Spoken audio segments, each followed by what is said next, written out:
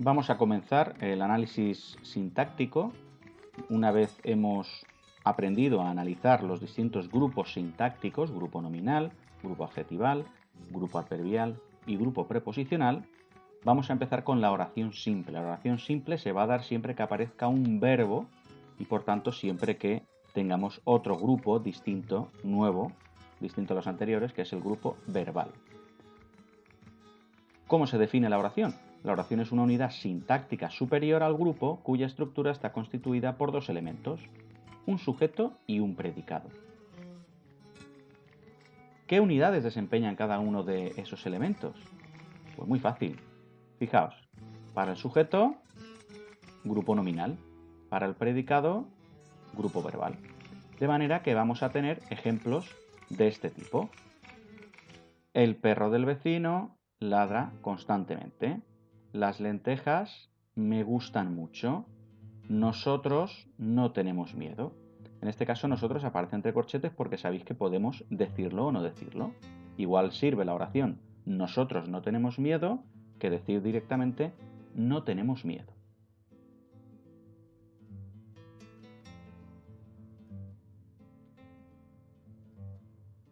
El grupo nominal sujeto y el núcleo del grupo verbal predicado siempre van a concordar en número y persona. De esta manera tenemos oraciones del tipo la lata de sardinas ya caducó. Si el verbo pasa a plural, como es este caso, tenemos las latas de sardinas ya caducaron, de manera que solamente las latas sería lo que concordaría con caducaron. Eso es lo que se conoce como concordancia y es la prueba principal para hallar el sujeto de cualquier oración. ¿Cómo identificamos el sujeto? Esto es importantísimo. Siempre es un grupo nominal. Solamente hay un par de excepciones, ya que nunca o casi nunca puede ir una preposición encabezando ese grupo nominal, salvo en ocasiones como hasta mi sobrino. Pues en la oración ese gol lo mete hasta mi sobrino o entre tú y yo subiremos el sofá. De manera que sí que es cierto que podemos tener sujetos del tipo hasta mi sobrino con la preposición hasta y entre tú y yo con la preposición entre. Pero ya digo, son casos excepcionales.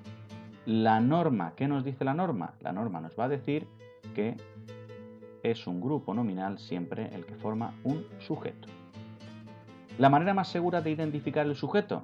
No hay otra más clara que la concordancia. Esto tenerlo clarísimo, chicos, porque es la única prueba de verdad que nos va a decir cuál es el sujeto. Mirad este ejemplo. La casa la hizo mi hermano, la casa la hicieron mis hermanos. Los dos verbos de las dos oraciones son los que nos están determinando, en el primer caso, el sujeto mi hermano hizo y en el segundo caso mis hermanos hicieron. Hay que evitar considerar que el sujeto es quien realiza la acción, porque hay muchos casos de verbos en que no es así. Me gustan las tortillas, me gusta la tortilla de patatas. Fijaos que esto es importantísimo. En estos verbos soléis poner como sujeto el me que va adelante o el pronombre que vaya adelante, pero en realidad quien concuerda es ese grupo nominal que va detrás. La tortilla de patatas me gusta, las tortillas de patatas me gustan. Y por último hay que tener en cuenta que el orden de aparición tampoco sirve para identificar el sujeto, porque el sujeto no tiene una posición fija.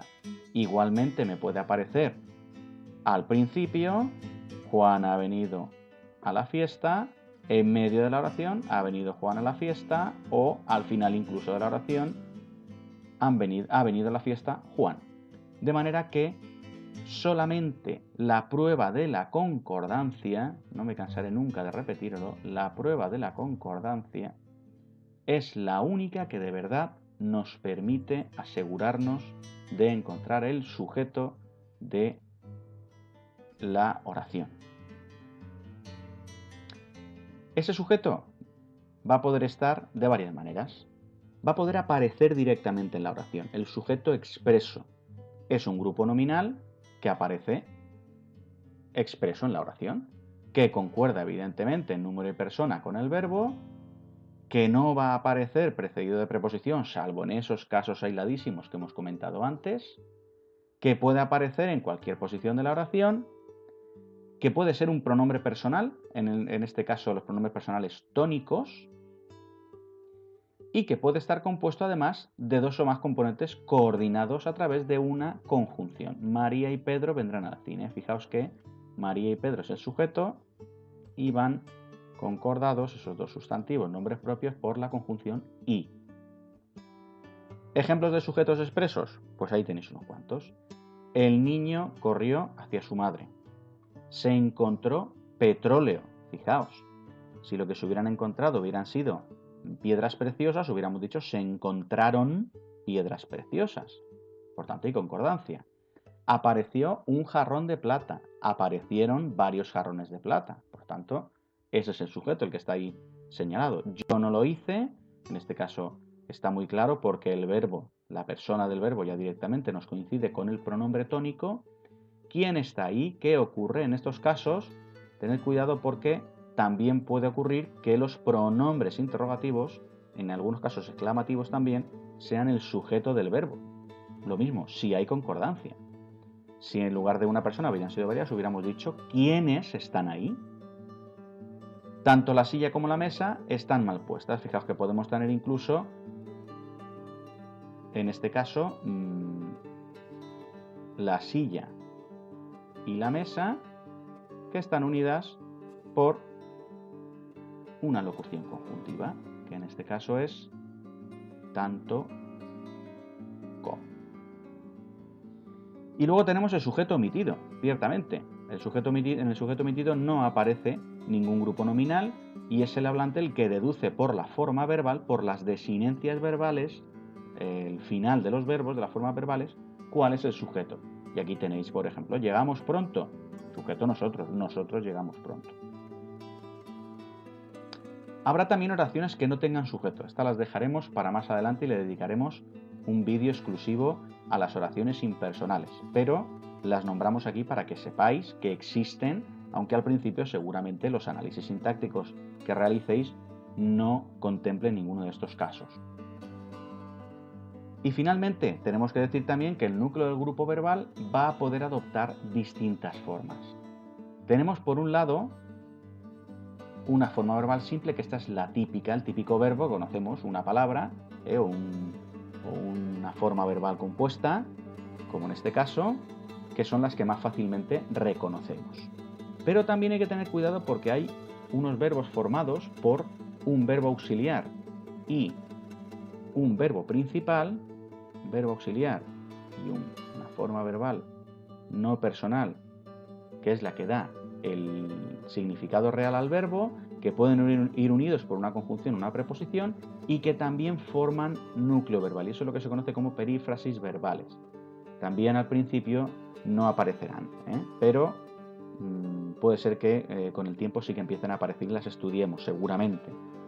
Y también hay otro tipo de frasecitas que se llaman locuciones adverbiales, que lo que nos indican es que un grupito de palabras realiza la misma función que un solo verbo.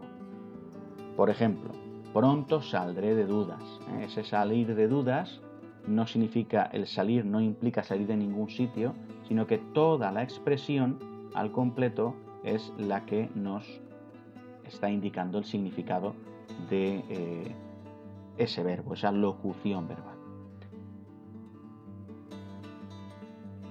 Y por último, y ahora sí, para acabar, tenemos que distinguir el tipo de predicado. Nunca podemos poner grupo verbal predicado sin más, sino que hay que ponerle predicado nominal, PN, o predicado verbal, PV. ¿Cuáles van a ser las diferencias entre uno y otro? Muy sencillo. Mirad, el predicado nominal siempre va a estar formado por un verbo copulativo, aquí lo tenéis, verbo copulativo, y ya sabéis que los verbos copulativos son muy fáciles porque son ser, estar y parecer. Y además va a llevar obligatoriamente un complemento que se llama atributo y que es el complemento específico, exclusivo y obligatorio del predicado nominal. Puede llevar también complemento indirecto y puede llevar también complemento circunstancial. Ningún otro complemento va a aparecer en una oración de predicado nominal. El predicado verbal, por tanto, será todas aquellas oraciones que no lleven verbo copulativo, es decir, que su verbo sea predicativo, por decirlo así, ni ser, ni estar, ni parecer. Evidentemente nunca llevar atributo y los complementos que van a poder aparecer son todos estos que tenéis aquí. No deben aparecer todos juntos, no tiene por qué aparecer obligatoriamente ninguno, pero puede aparecer el complemento indirecto, el complemento directo, complemento indirecto, cualquier tipo de circunstancial, el complemento de régimen verbal, el complemento predicativo y el complemento agente. Repito, en cualquiera de las variedades. Y con esto acabamos ya la diferenciación entre sujeto y predicado en la oración simple.